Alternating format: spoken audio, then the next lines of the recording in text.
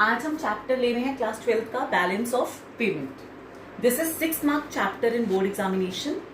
Startup लेंगे balance of payment होता क्या है। बैलेंस ऑफ पेमेंट एक तरह का कंट्री का अकाउंट है जिसके अंदर हम रिकॉर्ड करते हैं सारी इकोनॉमिक ट्रांजैक्शन जो देश में होती है बिटवीन हमारे देश में और रेस्ट ऑफ द वर्ल्ड में।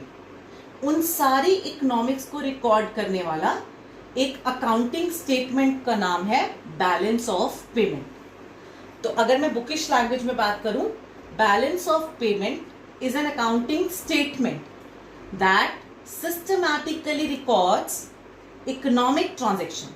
वर्ड इकोनॉमिक ट्रांजैक्शन मतलब transactions related to money, accruing मतलब होना between resident of the country, हमारी country, and rest of the world.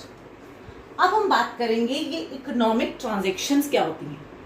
Economic transactions means transactions which are related to money, और हम कह सकते हैं जिसमें ट्रांसफर ऑफ ओनरशिप हो जाती है। हम वो चीज खरीदते हैं और उसकी ओनरशिप सामने वाले के पास चली जाती है। इसको हमने 4 कैटेगरी में डिफाइन करा है। Economic transactions can be in the 4 forms. First, visible items. Visible items means physical चीजें जिनको हम देख सकते हैं, which are tangible in nature, जैसे कि goods. Second है invisible item, जिनको हम सिर्फ फील कर सकते हैं, देख नहीं सकते, जैसे शिपिंग, बैंकिंग सर्विसेज, इंश्योरेंस। अगर मैं छोटा मोटी बात करूं तो that is services, they are invisible in nature. Third category होती है यूनिलैटरल ट्रांसफर। अब ये यूनिलैटरल ट्रांसफर्स क्या होती हैं? Uni means one, lateral means side, one side transfer, जैसे कि गिफ्ट्स, रेमिटेंसेस, जो हम वन वे ट्रांजैक्शंस करते हैं जिनका रीपेमेंट क्लेम नहीं होता। मैंने किसी को गिफ्ट दिया तो अपने देश से दूसरे देश में मैंने अपने कोई कजन रहता था उसको कोई गिफ्ट दे दिया, तो वो यूनिलैटरल ट्रांसफर्स हैं, उसमें कोई क्लेम नहीं है, मुझे कल को उससे रीपे बैक नहीं मिलेगा। Capital transfers, word capital means in economics which affects assets and liabilities. तो वो सारी ट्रांजैक्शन जो हमारे एसेट्स और लायबिलिटीज को इफेक्ट करती हैं, उन ट्रांजैक्शंस को बोलते हैं कैपिटल ट्रांसफर। इसकी 2 कैटेगरीज होती हैं, कैपिटल रिसिप्ट मतलब पैसा आना, या कैपिटल पेमेंट्स। आई होप इधर तक क्लियर है आपको। उसके बाद आज हम बात करेंगे स्ट्रक्चर ऑफ बीओपी। बीओपी बनता कैसे है, बीओपी दिखता कैसे है। बीओपी डबल एंट्री सिस्टम पर चलता है। कॉमर्स के बच्चों तो ये अच्छी तरह समझ सकते हैं, जिनकी डेबिट और क्रेडिट साइड होती है। लेकिन अगर मैं बाकियों के लिए बात करूं तो डबल एंट्री सिस्टम मतलब 2 sided transaction, debit and credit. तो बीओपी एक अकाउंट है जिसकी 2 साइड्स हैं, डेबिट और क्रेडिट। क्रेडिट वर्ड रिफ्लेक्ट करता है पॉजिटिव, मतलब जब कुछ आता है, जब इनफ्लो ऑफ फॉरेन एक्सचेंज होता है, जब इनफ्लो ऑफ फॉरेन एक्सचेंज होता है तो उसको हम क्रेडिट साइड पर लिखते हैं। डेबिट मतलब हमारे लिए कुछ लॉस, हमारे हाथ से कुछ जाना, तो जब आउटफ्लो ऑफ फॉरेन एक्सचेंज होता है तो उसको बोलते हैं, उस चीज को हम डेबिट साइड पर रिकॉर्ड करते हैं। इसीलिए मैंने साइन लगाया माइनस का, मतलब हमारे देश से कुछ जाना, हमारे अकाउंट से कुछ जाएगा तो वो डेबिट पे आएगा, अगर हमारे देश में कुछ आएगा तो वो क्रेडिट साइड पर आएगा। इतना क्लियर? अब हम बात करते हैं विजिबल आइटम मतलब गुड्स। गुड्स की 2 पॉसिबिलिटीज हो सकती हैं, एक्सपोर्ट या इंपोर्ट। तो जब हम एक्सपोर्ट ऑफ गुड्स करते हैं तो उनका पैसा हमारे देश में आता है तो बीओपी की किस अकाउंट में जाएगा? क्रेडिट साइड पर, तो एक्सपोर्ट ऑफ गुड्स। अगर हम इंपोर्ट ऑफ गुड्स करते हैं तो हमारे देश से पैसा जाएगा, तो किस साइड पर लिखेंगे? डेबिट साइड बीओपी की। इंपोर्ट ऑफ गुड्स किस साइड पर आएगा? डेबिट साइड पर। इसी तरह से सेकंड ट्रांजैक्शन थी सर्विसेज। सर्विसेज का भी एक्सपोर्ट और इंपोर्ट, जब हम एक्सपोर्ट करेंगे तो इसका मतलब पैसा आएगा, तो इनफ्लो की साइड मतलब क्रेडिट साइड पर आएगा एक्सपोर्ट ऑफ सर्विसेज। सर्विसेज कैसी? Banking services, insurance, shipping, communication etcetera. अब बात करते हैं यूनिलैटरल ट्रांसफर्स की। यूनिलैटरल ट्रांसफर्स मतलब गिफ्ट्स, रेमिटेंसेस एसेट्रा। उसकी दो पॉसिबिलिटीज हैं, या तो यूनिलैटरल ट्रांसफर्स फ्रॉम अब्रॉड या यूनिलैटरल ट्रांसफर्स टू अब्रॉड। अगर हम ट्रांसफर्स फ्रॉम अब्रॉड मतलब गिफ्ट्स वहां से यहां पर आए तो it is a positive for us, will be recorded on credit side.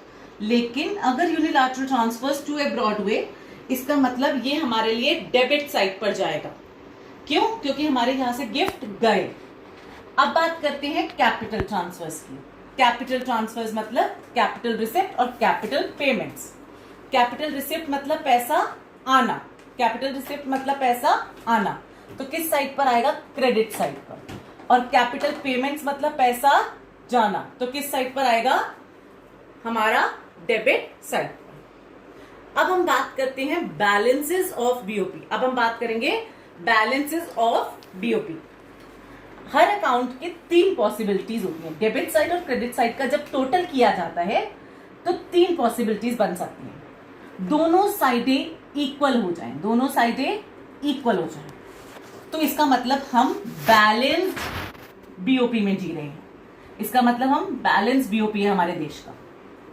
लेकिन अगर ये साइड बड़ी और ये side come, that is debit side बड़ी और क्रेडिट साइड कम, 110 और 100, मैंने ये इमेजिनरी फिगर्स लिए। जब डेबिट साइड ज्यादा है और क्रेडिट कम, तो इसका मतलब हमारी कंट्री के लिए लॉस है, हमें अपनी जेब से पैसा ज्यादा देना पड़ रहा है और बाहर से पैसा कम आ रहा है, तो उसे बोलते हैं डेफिसिट बीओपी। और अगर उल्टा हो जाए, क्रेडिट साइड ज्यादा और डेबिट कम, तो उसको बोलते हैं surplus BOP. I hope it is clear. Last एक छोटा सा टॉपिक इस वीडियो में मैं लेना चाहूंगी, बाकी चैप्टर मैं पार्ट 2 में कवर करूंगी, that is BOT, balance of trade. अभी हमने पढ़ा balance of payment. Last topic जो मैं कवर करना चाहूंगी आज, that is balance of trade. Word trade means which is only related to visible item। हमने बात करी थी बैलेंस ऑफ पेमेंट की। पेमेंट में सारी आइटम्स आती हैं, गुड्स, सर्विसेज, यूनिलैटरल ट्रांसफर्स और कैपिटल ट्रांसफर्स। लेकिन जब हम सिर्फ एक दैट इज गुड्स की आइटम्स को, दैट इज विजिबल आइटम्स को रिकॉर्ड करते हैं, एक छोटा सा अकाउंट होता है, that account is known as balance of trade. Trade means only related to visible item, that is goods. तो मैं बोल सकती हूं export and import of goods is recorded in balance of trade. Hope it is clear. अब हम बात करते हैं कि बैलेंस ऑफ ट्रेड कैसा दिखेगा। सिमिलर, सेम, उसकी भी debit side, credit side. Balance of trade, export of goods is recorded on credit side और import of goods is recorded on debit side। Again तीन पॉसिबिलिटीज, दोनों तरफ बैलेंस सेम आ जाए तो हम बोल देंगे बैलेंस्ड बीओटी है। और अगर ये साइड बड़ी, दैट इज डेबिट साइड बड़ी और क्रेडिट साइड कम, तो हम बोलेंगे डेफिसिट बीओटी है। और अगर उल्टा तो हम बोलेंगे सरप्लस बीओटी है। तो फिर आप पूछोगे मैम इसमें डिफरेंस क्या है? अब मैं समझाती हूं। अगर हम इलैबोरेटेड डिफरेंस पूछें कि what is BOT and BOP, तो सबसे पहला तो इन दोनों पर मीनिंग।